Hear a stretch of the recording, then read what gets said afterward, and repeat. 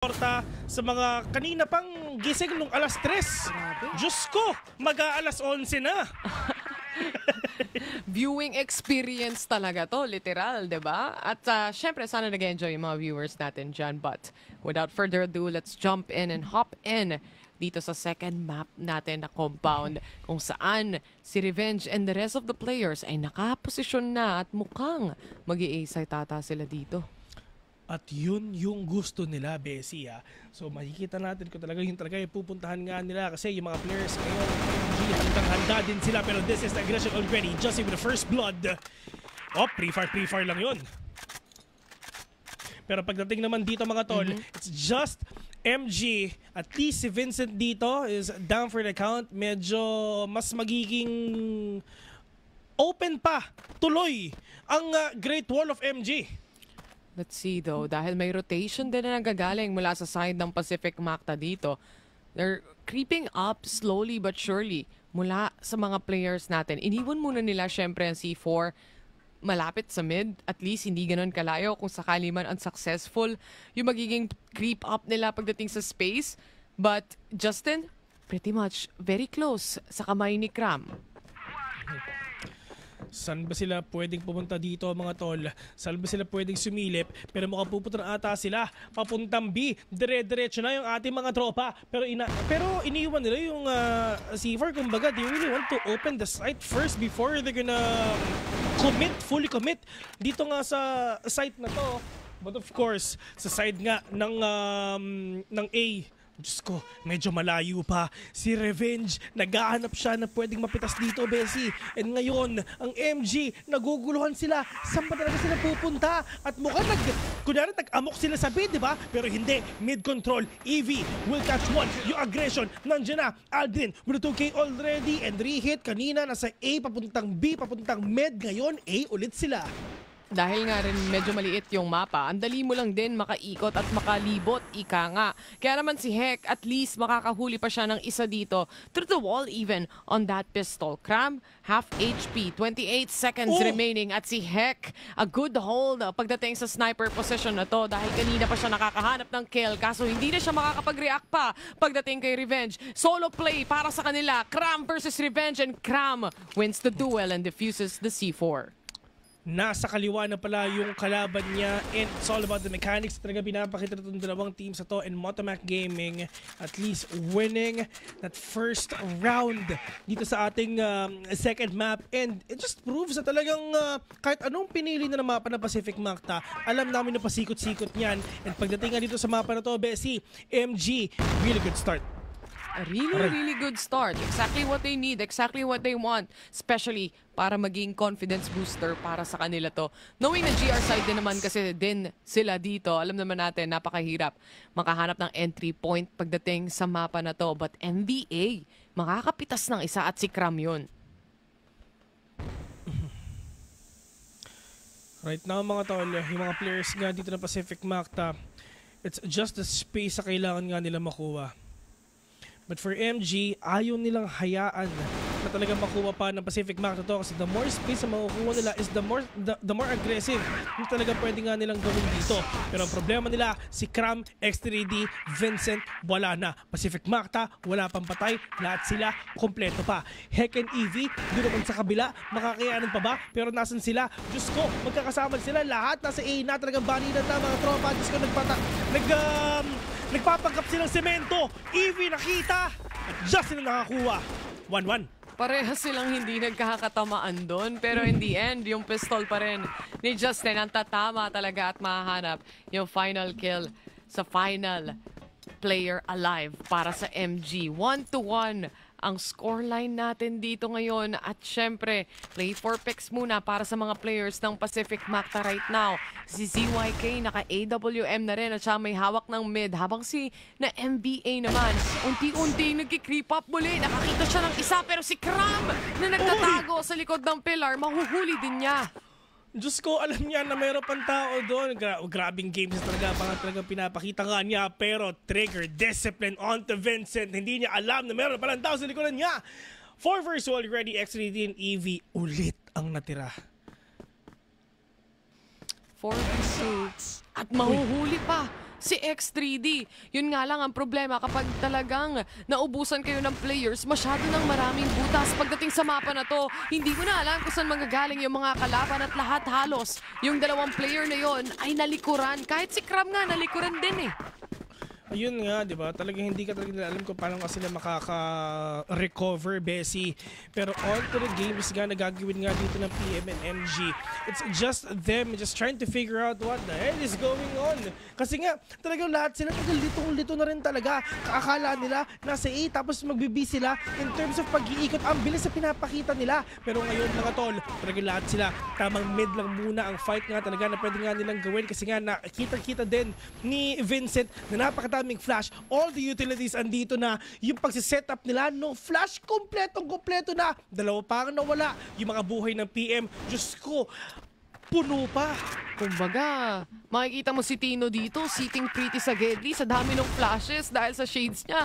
At mukhang kailanganin mag-shades ng ibang mga players dito dahil napakainit na ng pinapakita ni na Aldrin as well. But quickly traded na naman ni Vincent. Makakadalawa pa siya pero yung pressure na binibigay dito ng Pacific Macta, hindi niya nakakayanin pa.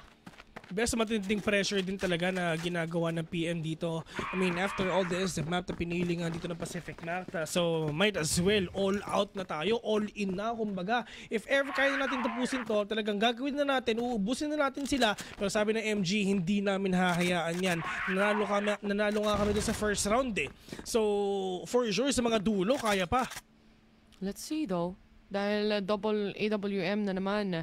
Siyempre, ang dala-dala ng Pacific Macta dito sa mga first initial pick-offs nila, nagiging successful. Even yung mga lurk up nila at pagki-creep up ni MBA, nagpi-pay off each and every time. Bawat sulok ay sisilipin. Yan ang sabi ng mga snipers natin. Pero bawat sulok, i-check din mula kina Justin at sa iba pa.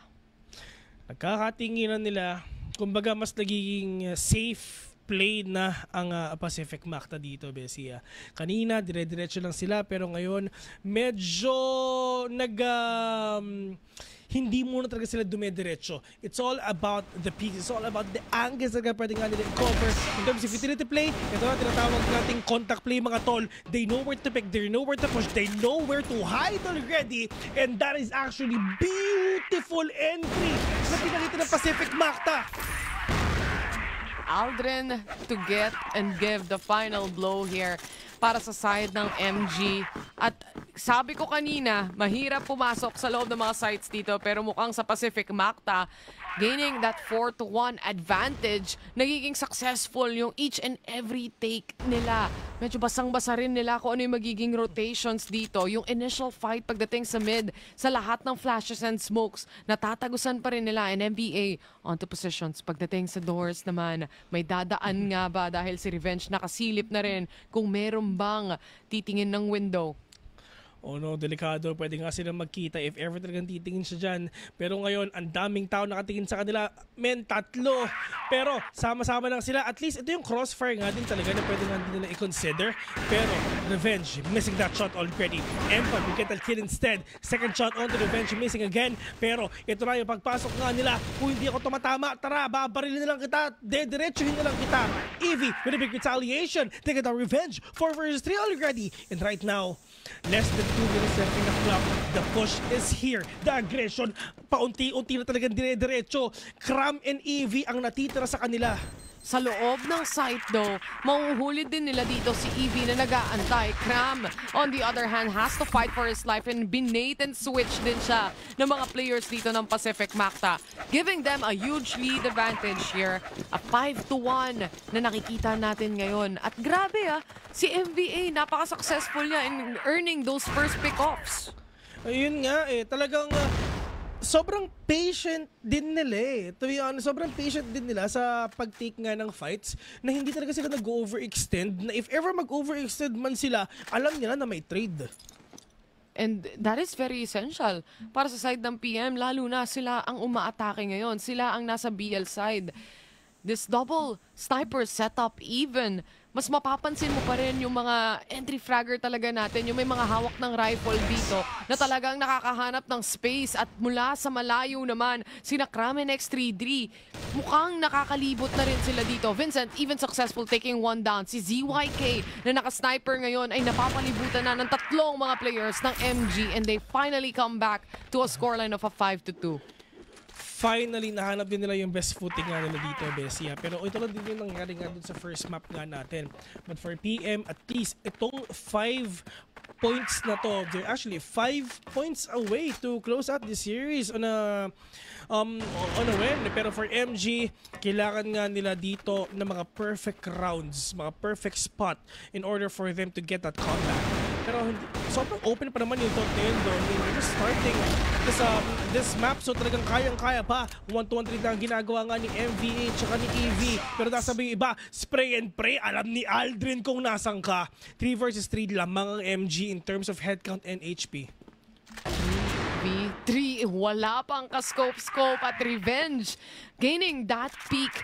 Mukhang para sa side ng PM ngayon, nag-aabang na lang sila kung kailan lalabas si Hek at doon na nga sa harapan ni Revenge as he picks up another kill here.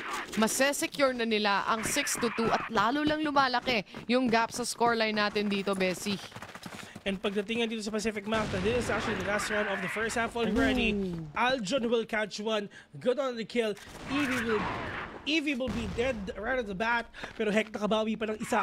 MVA ang mawawala. Pero pagdating naman dito, tropa, talagang MG bumabawi na kasi nga si Vincent dito nakakapag-kill na rin dito kahit actually hindi lang isa kundi dalawa pa. Dalawa mapipitas na kahit papano. Siya talaga ang natitirang alas talaga dito from MG side na parating nakakakuha ng multi-kills. Pero nga lang, it's still a 2v2 scenario at yung lurk up dito ng isang player which is si X3D, napakalaki dahil si Revenge mahuhuli niya. Mula sa taas, si ZYK, huling-huli rin sa akto. Memorize na nila ang mga paboritong pwestuhan. Oo, and not today na pinapakita nga nila pero ngayon, tol, ang MG sila naman, ang Blacklist and GR naman ngayon na PM. Okay, tamang palitan muna tayo, swap sides muna tayo kumbaga. So, paano bang place ipapakita nila? Yung aggression ng MG, mabilis ba o mabagal? Ang PM, uunahan ba sila or aantayin lang? Pero ito na, papasok na ata. Si EV natamaan pa ng bomba pero alam nila kung saan sila magagaling. Si MVA muna ang makikita nga nila. 5 EV. Damage has been done pero NBA ang tutumba dito. At least nabawasan na nila ng isang manpower kahit papano ang Pacific Mafta. Gaining them a little bit of a space advantage para sa kanila. And X3D even successfully taking down Justin. At lahat sila masaya na. Kitang-kita natin natutuwa ngumiti ng na, MG no? dito. Oo, ngumingiti na sila. So kumbaga nagiging mas comfy na nga sila. Si Krampa nakapatay nga kay Aljon ngayon, lamang ang MG sa round na to. Buhay na buhay pa lahat ng mga players. Unti-unting dumadampi ang mga bala sa kamay dito ni Revenge. At yun na nga, Evie to shut him down. Aldrin na lang ang natitira and he pins down Kram. Vincent, nahawak-hawak ang C4. Kailangan mag-rotate back sa kanyang kakampi. Alam na nila kung saan magagaling si Aldrin dito kahit papano. And napaka-low HP pa niya. Let's see if ever makakayanan pa ba niya. Medyo mahirap pero one tap. Onto the side of Evie, taking down Aldrin. 4-6 already. Hello? Tumatawag ata ang comeback, Bessie. Kumakatok na Oo. ang comeback dito para sa side ng MG. Di pa daw tapos ang lahat. 2 puntos lang ang kailangan nilang habulin. One step at a time as they take it down. And Revenge, waiting patiently. Meron bang lalabas? Meron bang sisilip? At meron si Hek yun. Na-picture si Hek. Nakangiti pa siya dun sa scope. Oo, naka-peace sign pa.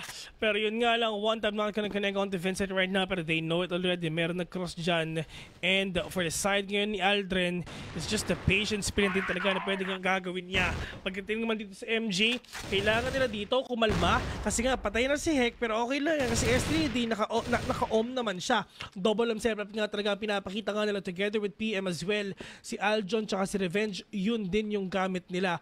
But right now, talagang ang MG medyo umaamba pa, inaambahan talaga yung mga kalaban nila kasi if ever hindi, mas maaambahan sila ng Pacific Mafta. The crossfire has been set. Triple. Tatlo. Triangle formation pagdating sa mid. Ito na yung kill mula kay Revenge. Hindi niya nakakailanganin mag-swing pa ang iba niyang mga kakampi. But he's very low on the HP. Hayaan niya na lang na sina Aldrin at MBA ang maghahawak dito ng control. Pero as we look into the minimap as well, they're still towards mid. Parang meron pang gunfight na posibleng mangyari dito. At yun na nga, MBA shutting down one. Last two players at si Kram nakaswing at nakakuha pa ng kill. It's now a 3v2. 45 seconds remaining on the clock. C4 drop pero X3D to also drop down dahil MBA galit na galit na. Just one tapping onto that AK, just hitting the shots onto this game. 47 already. 3 more rounds for Pacific Macta and it's over. But for MG, this is actually 6 straight nga para idiretso nga nila. I mean, play for OT, pwede pa. Pero pagdating naman dito sa kabila, Pacific Macta, si Adrian na bawasan na bigla. Onting damage lang naman, kahit papano, pagdating dito kay Aldrin. At syempre, yung iba sa mga players, sama-sama na lang sila dito. 4 na nagsasama-sama at yung isa naman, mainstay. Pagdating sa may spawn banda, what a good flash. And now with the nade coming in, napakasakit ng damage sa side ng MG. Ratrata na daw, sabi dito ng Pacific Macta as Justin and ZYK also punishes 2 players mula sa kanilang side. At Kram, sobrang low niya na rin. Yun na nga yung pinakamalaking problema dito ng MG kung paano nga nila susolusyonan to. Paano nila magagawa to na uubusin nila yung lamang players dito ng Pacific Macta without getting any damage at all. Kram, hawak ang C4. Lahat sila naghahanap na. The hunt is on for themselves. Pero yung mga Predator, handang-handa rin sila. Kalmado lang kasi alam naman nila yung prey lalapit sa kanila. Revenge with a 2K already. Pacific Macta is on a roll. 8-4. Dalawa na lang. Tapos na. Ganda rin yung mga angle na hinahawakan ni Revenge dito. Napakalaking tiwala pagdating kina MBA at kina Aldrin dun sa mga hold nila pagdating sa mid as well. Making sure na kung may hahabol man sa kanya, nasusubukan siyang patayin. E bahala nang sumala at sumalo yung dalawa. Ang kaso nga lang, Revenge, siya ang unang mapipindown. Rush na lang daw, sabi dito ng Motomac Gaming. Aldrin, stuck in a position he doesn't want to be in at X3D ang makakahanap ng kill na yan. Pero nandito na ang saving grace nila. Si MBA na may triple kill na. Makakaapat pa ba siya dahil bulag na bulaga atras si EV dito. Ligtas pa rin dahil si Vincent sasaluhin yan. A double kill for himself. 2 players very low on the HP. Justin ang nag-iisa mga tropa. Pero yun nga, sobrang low na ng mga kalaban nga niya. So kahit daplis lang ng bala, talagang delikado na. Vincent, 1 versus 1. One tap ang kailangan gawin ni Vincent dito. Messi dapat headshot agad. Kasi kung hindi, mapapanish siya ni Justin for sure. A minute 30 seconds in. The hunt is on again. Justin, all you need to do is wait. Then sa pwedeng gawin nga ng MG. Pero mukhang makikita na ata sila. In just a few. Malapit na. Papasok na. If ever, nandito na nga sila. Justin, maganda naman talaga yung position nga niya. Pero ang tanong ko, nakatikin ba siya doon sa pagpasok nga ni Vincent dito? Slowly but surely, winning condition para sa kanya. Eh syempre, malikuran niya kung sakali si Justin. Pero with that kind of positioning kung saan may early Peter's advantage siya, hindi na bibigyan ng pagkakataon pa si Vincent dito. And we are onto a match point. Match point already for the side of Pacific Macta, mga tropa. MG, 5 straight rounds sa kailangan nga nila maipanalo dito for us to see an OT or probably a game number 3 later on. Open pa naman yon, pero sobrang crucial ng mga next games natin, ng mga next rounds nga natin. Pero Vincent, Diyos ko, natamaan siya right on the face ng Granada. Talagang for the side of Pacific Macta, they know where to drop their utilities. Exactly. Utility-wise pa lang, talagang nagagamit nila yung flash nila pretty much every single time nagko-connect to sa side ng MG.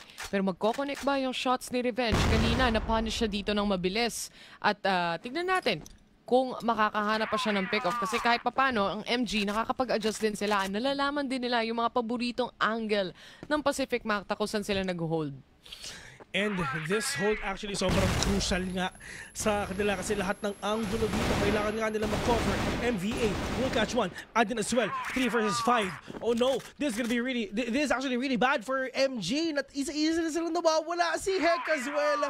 5 versus 2. Vincent and Cram ang natitira nga para sa kanila. Nawala pa si Vincent. Diyos ko, wala na tayo nakikitang kills kahit isa. Pero si Cram babawi pa ata siya. Pero sabi ni Justin hindi na. Ladies and gentlemen, ang ganti ng